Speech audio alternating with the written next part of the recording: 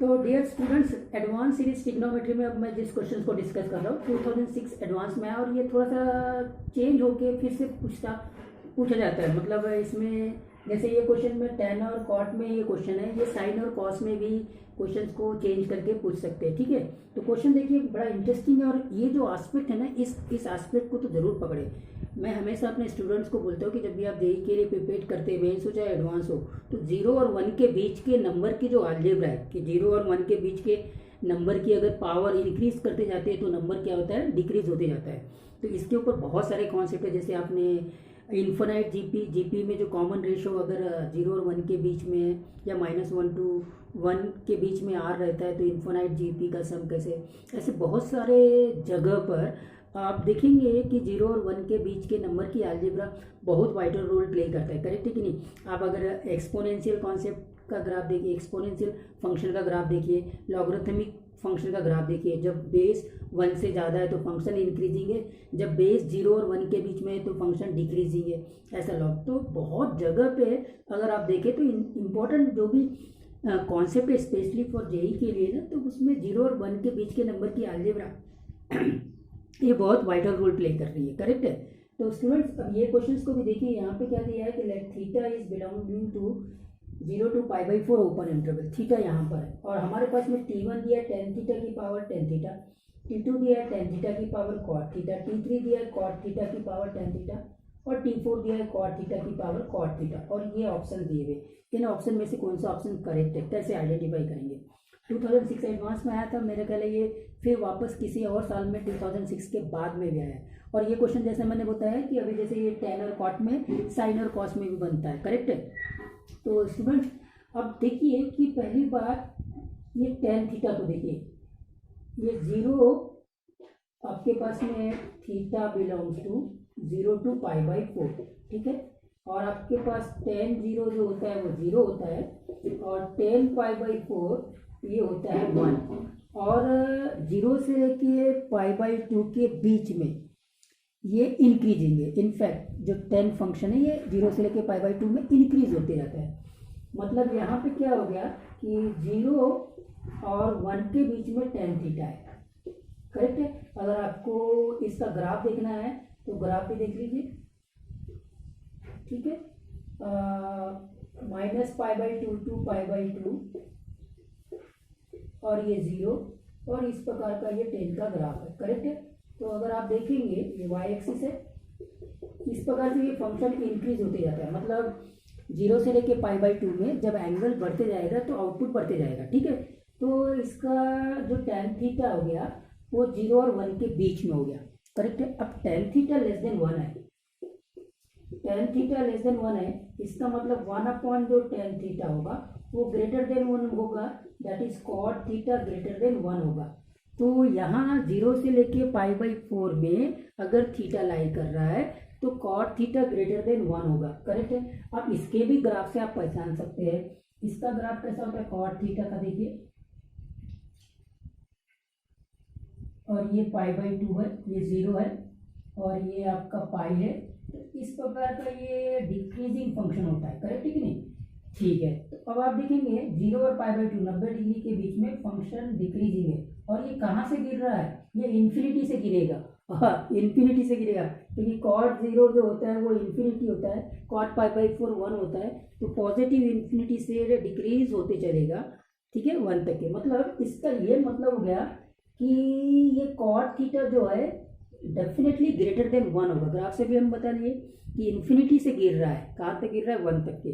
जब π/4 होगा एंगल तब ये वैल्यू 1 देगा, अगर π/4 के पहले है तो डेफिनेटली ये 1 से ज़्यादा होगा। करेक्ट है? अगर एंगल π/4 से पहले है तो ये मतलब π/4 से कम एंगल के लिए, जैसे 30 डिग्री के लिए, करेक्ट है कि नहीं, 40 डिग्री के लिए इसका जो वैल्यू है डेफिनेटली 1 से ज़्यादा होगा। करेक्ट है?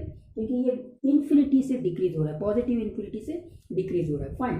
खैर, अलजेब्रिकली भी आप यहाँ से निकाल सकते हैं, टेन थीटा लेस देन 1 है तो definitely 1 upon tan theta greater than 1 होगा, कॉट थीटा ग्रेटर देन 1 होगा। तो यहाँ पे क्या है, ये कॉन्सेप्ट देखिए कि 0 और 1 के बीच का नंबर, इसका रोल प्ले होगा। दूसरी बात, जो बेसिक नेचर है ट्रिग्नोमेट्रिक फंक्शन, जैसे टेंजेंट फंक्शन इंक्रीजिंग हो गया, और कॉट फंक्शन डिक्रीजिंग हो गया, ठीक है। तो इनको हमने आइडेंटिफाई कर लेना है, फाइन। अब आगे यहाँ तक की ये सारी बातें तो क्लियर हो गई। अब हम आते हैं ऑप्शंस के ऊपर।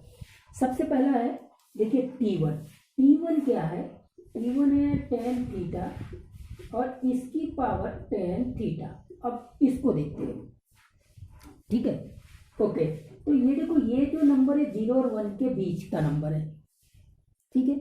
और फिर ये 0 और 1 के बीच का नंबर है, तो इसका मतलब 0 और 1 के बीच का नंबर का पावर बढ़ाते जाते हैं या पावर जो भी करेंगे, नंबर और कम होते जाएगा और कम होते जाएगा और 0 और 1 के बीच में ही रहेगा, करेक्ट। एक तो ये बात। अब जब मैं T2 की बात करता हूँ तो T2 में है tan थीटा की पावर cot थीटा। अब देखो tan थीटा वापस 0 और 1 के बीच में है और cot थीटा 1 से ज़्यादा है। अभी मैंने बोला था कि जब 0 और 1 के बीच के नंबर की पावर बढ़ाते जाएंगे तो नंबर कम कम होते जाएगा, कम होते जाएगा, 0 की ओर जाएगा, रहेगा 0 और 1 के बीच में, लेकिन और कम होते जाएगा। मतलब ये tan थीटा की पावर tan थीटा, जिसमें tan थीटा जो है वो 0 और 1 के बीच में, और यहाँ cot थीटा 1 से बड़ा है, मतलब 0 और 1 के बीच की पावर अब इंक्रीज होते जा रही है तो नंबर डिक्रीज होते जाएगा। मतलब यहाँ से ये बात तो क्लियर हो गई कि जो T2 है वो स्मॉल होगा आपके T1 से, T2 स्मॉल होगा T1 से, करेक्ट है। तो जैसे ही आपने ये T2 less than small T1 कर दिया ना, तो आप ऑप्शंस को काटना स्टार्ट कर दीजिए, कौन सा ऑप्शन तो आएगा ही नहीं। तो T2 लेस देन 1, या आप बोलेंगे T1 greater than T2, T1 greater than T2, ठीक है। T2 लेस देन T1, ये भी ठीक है। T1 ग्रेटर देन T2, ये भी ठीक है। T2 is greater than T1, T2 is greater than T1, इसका मतलब ये ऑप्शन तो हट गया, ऑप्शन डी तो हट गया स्टूडेंट्स, करेक्ट है। इस प्रकार से आप ऑप्शंस को काटना स्टार्ट कर सकते हैं, करेक्ट। ऑप्शन डी हट गया, फाइन। अब आते हैं हम नेक्स्ट पे। अब क्या करते हैं, हम कंपेयर करते हैं T1 और T3 को। चलिए T1 और T3 को, T3 लेते हैं। तो T3 क्या होगा, cot थीटा इसकी पावर tan थीटा। अब आप देखेंगे cot थीटा मतलब ये ग्रेटर देन 1 है, ग्रेटर देन 1, करेक्ट है।